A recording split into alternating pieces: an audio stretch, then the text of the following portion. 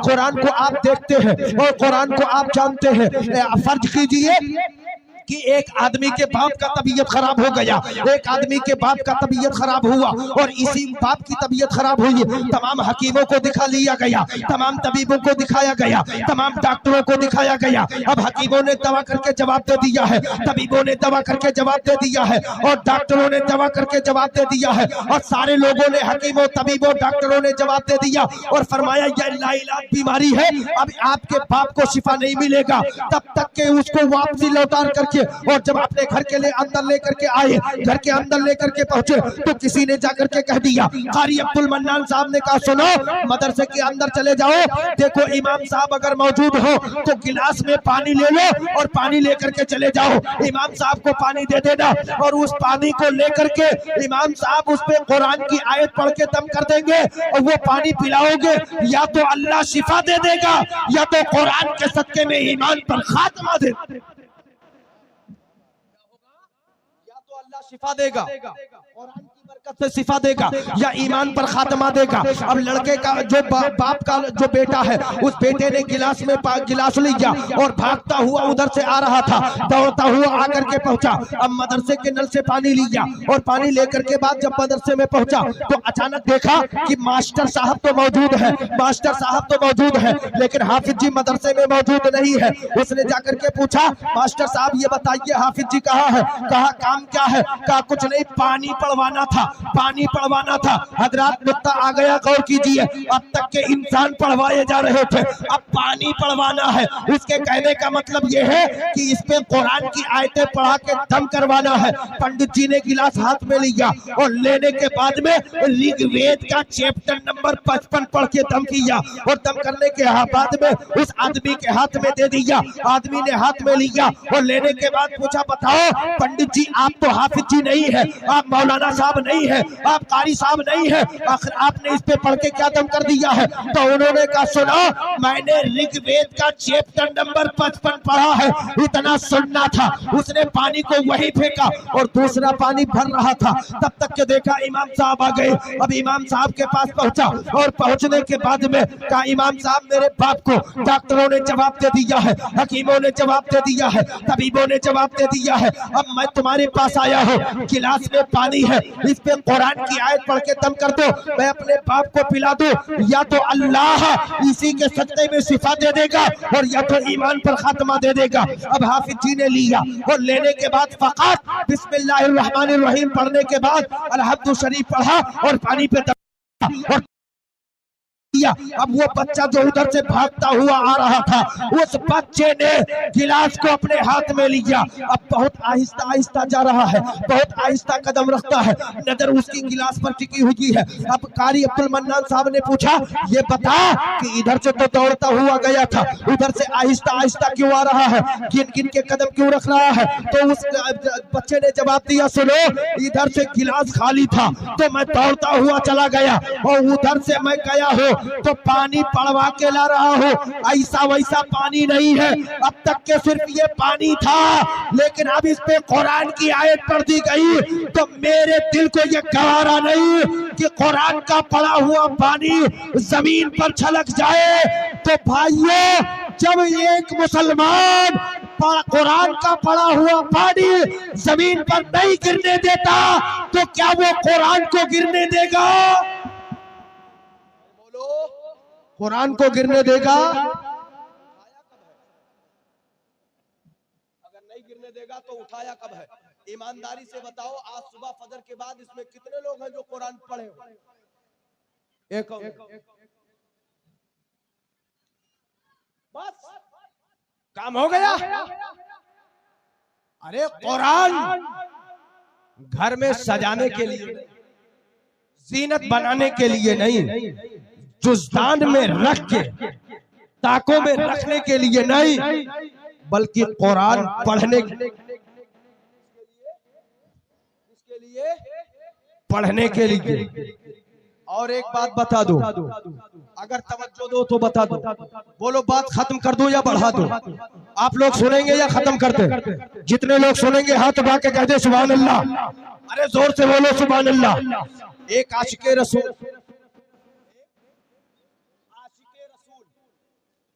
हजरत अल्लामा शरफुद्दीन बूसरी, अल्लामा शरफुद्दीन बूसरी बहुत बड़े उस्ताकाने मुस्तफा, बहुत बड़े आशिके मुस्तफा, बहुत बड़े आशिके मुस्तफा, बहुत बड़े आशिके मुस्तफा। अब आप कहोगे मौलाना कितने बड़े, कितने बड़े? अबे बहुत बड़े, कोई पैमाइश? हाँ है। इतने बड़े आशिक की जब नबी की नात पढ़ते, अकीदा उनका बोलता कि मैं नात पढ़ रहा हूं तो मेरे आका सुन रहे हो, ये उनका अकीदा। मेरे आका सुन रहे हो, ये उनका अकीदा। बोल तवज्जो है मेरी बात पे। ए बच्चा, ए बच्चा, तू बच्चा है या बच्चा कुचा है? सुनो मेरी तरफ। अबे बैठेगा या बिठाना पड़ेगा? मुझे बहुत कुछ आते हैं, ये ध्यान में रखो। मैं अपने उस दुनिया में उतरा तो बहुत ध्यान में रखो, गौर करो। मुझसे ज्यादा खूबसूरत इस वक्त कोई नहीं है, क्योंकि मैं नबी का जिक्र कर रहा हूं। जो करेंगे तो अल्लामा शरफुद्दीन बूसरी नात पढ़ते, अचानक एक नात पढ़ने वाले की तबीयत खराब हुई। अल्लामा शरफुद्दीन बूसरी की एक दिन तबीयत खराब रही, 2 दिन, 3, 4, 5, 6, 7, 8, 9, 10 दिन तबीयत खराब रही। आपके चाहने वालों ने, आपके मानने वालों ने, रिश्तेदारों ने, बच्चों ने मिलकर के डॉक्टर को दिखाया, दवा होती रही। जो जो डॉक्टरों ने दवा किया, मर्ज बढ़ता चला गया। इतना मर्ज बढ़ा कि ठीक होने का नाम नहीं। 1 महीने दवा हुई, आराम नहीं मिला। 2-3 महीने दवा, आराम नहीं मिला। साल 2 साल दवा हुई, आराम नहीं मिला। 10 साल दवा हुई, आराम नहीं मिला। मुसलसल 12 साल दवा की गई, आपकी तबीयत ठीक ना हुई। तो डॉक्टरों ने कहा सुनो, इनको जो बीमारी है वो लाइलाज मर्ज है, इसलिए इनको आप मकान पर लेकर के चले जाओ। जो खाना चाहे खिला दो, जो पीना चाहे पिला दो, किसी से मिलना चाहे मिला दो, इसलिए कि अब ये बीमारी ठीक नहीं होगी। अब उनको लेकर के उनके बच्चे उनको लेके घर पे आ गए। अब वो आशिके मुस्तफा थे, नबी की इश्क में दीवाना वार नात पढ़ा करते थे। अब लोगों को खबर हुई कि 12 साल से मुसलसल अल्लामा शरफुद्दीन बूसरी की तबीयत खराब थी और इतने दिनों से ये बीमार थे और अब तक के इनकी तबीयत ठीक नहीं हुई। डॉक्टरों ने जवाब दे दिया है, चलो चल करके मुलाकात करते हैं, चलो उनकी अयादत को चलते हैं, चलो उनके मिजाज पुरसी के लिए चलते हैं। अब एक हुजूम लग गया। आपने आंख खोली, खोल कर पूछा अच्छा तो हम इतना बड़ा इतना बड़ा तवज्जो मेरी तरफ, इतना बड़ा जम्मे गफीर मजमा क्यों? फरमाया अब बात छुपाई कहां तक जाए।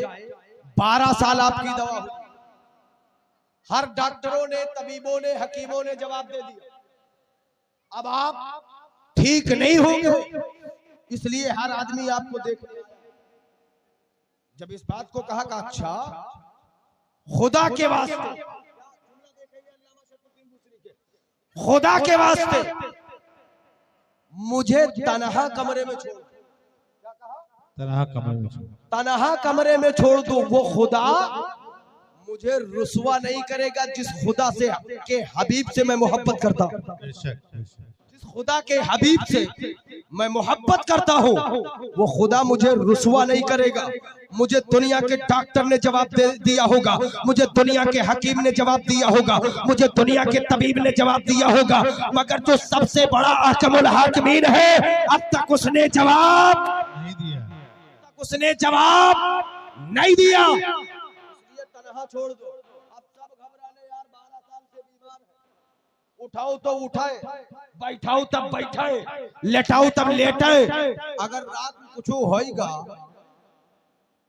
और कहते अकेले रहेगी, बैठ कर अकेले तन्हा कमरे में छोड़ा गया।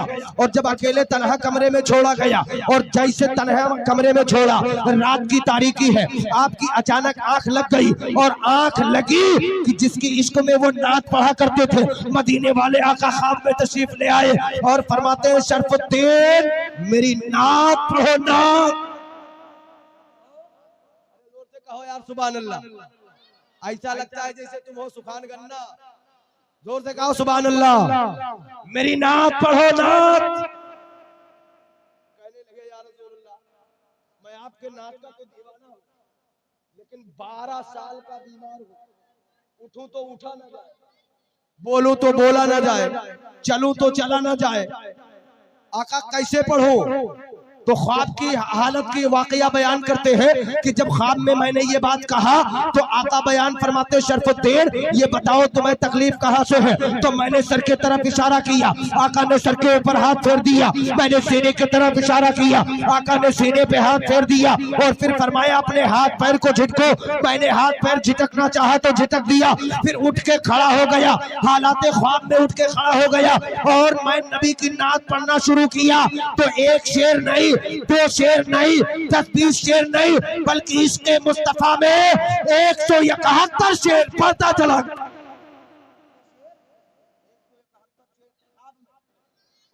गया। लेकिन जब आंख खोली तो मैंने देखा मैं ठीक हूँ।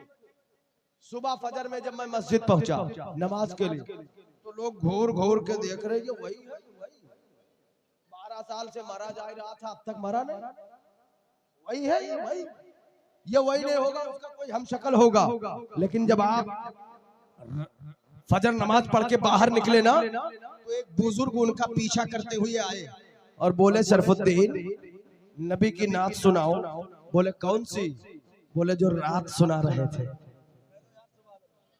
जो रात सुना रहे थे। शरफुद्दीन बूसरी कहते हैं मैंने देखा, अपने बेटे को नहीं बताया, बाप को नहीं बताया, भाई को नहीं बताया, बीवी को नहीं बताया, बहू को नहीं बताया, पटीदार को नहीं बताया, रिश्तेदार को नहीं बताया, इसे पता कैसे? तुझे पता कैसे है? फरमाया शरफुद्दीन तुम क्या समझते हो कि मदीने वाले आका आए और गुलाम छोड़ के चले आए? ख्वाब में रात मदीने वाले आका आए थे तो हम गुलाम भी उनके साथ में आए थे। वही नात पढ़ो जो रात पढ़। बताने का मतलब ये है कि इश्क ऐसी चीज होती है जब इश्क खुदा से इश्क कर लोगे। कोई बच्चा पैदा होते ही बीड़ी नहीं पीता, बोलो पीता है, लेकिन आदत लग जाती तो छूटता नहीं। तंबाकू नहीं खाता, खाने लगता तो छूटता नहीं, जैसे मैं। पान नहीं खाता लेकिन खाने लगता तो छूटता नहीं, जैसे मैं। इसी तरीके से वो बंदा, नोट कर लो, 40 दिन मुकम्मल पंज वक्ता इमाम के पीछे आप नमाज पढ़ ले, 40 दिन मुकम्मल, और फिर 41वें दिन आप जानबूझ के एक वक्त की कज़ा करें, शाम का खाना हजम नहीं होगा।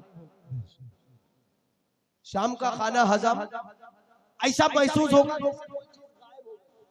लेकिन जब करेंगे तब टाइम ही नहीं है तो करेंगे क्या?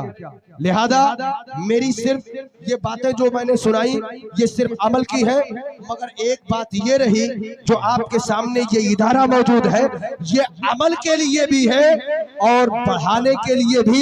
इसमें अमल भी काम करेगा, ताकत भी काम करेगी और दौलत भी काम करेगी, दिमाग भी काम करेगा, हिम्मत भी काम करेगी।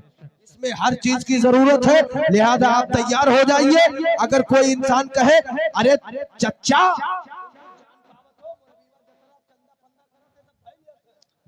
कुछ हिसाब बतावत है, कुछ जान पायो, तो तुमको कहना क्या है भैया, अल्लाह अल्लाह जाने, मैं अल्लाह के नाम पे बेशक वो मदरसा चलाए या खाए, मैं अल्लाह के नाम पर नबी के घर के लिए दिया।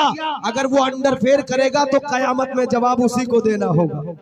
जब ये बात सोच करके बढ़ाएंगे तब बढ़ेगा, और अगर तानाजनी पे आएंगे तो जहां है वहीं रह जाएगा। रब्बे काबा की बारगाह में गोसे गुजार हो, मालिक को मौला हम सामाइन को सुनने से ज्यादा अमल की तौफीक और रफीक अता फरमाए, और सारी बातों पर सबसे पहले मुझे अमल की तौफीक फरमाए।